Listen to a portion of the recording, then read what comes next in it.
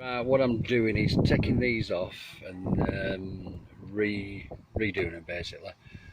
For one, I've only put plumber's mates underneath, and two, it's the mesh. I've brought them, you'll see anyway when I take it off, but the mesh is on the walls, if you will, the recess, and it's not seating right, so they're coming out.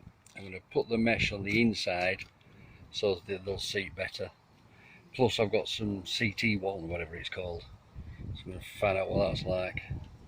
As you can see, the mesh, I put it right around here.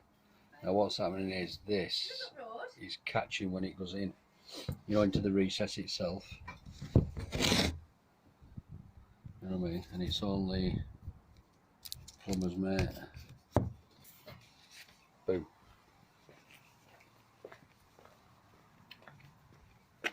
Right, that's the back of the fridge. Obviously clean all this off. Yeah. So, I guess like I say, clean all this off. Clean all that. Clean all this off, all this crap. And the mesh I'm going to put on the inside. And see how we're going with that, see if we're going a bit better. It ain't seating right in, that's the problem. Put a bead inside, looks a mess, but you won't see it. And I've also now got another one. Not too bad, do they? Bit of cleaning to do once it's all set up. It's very weird touch to it.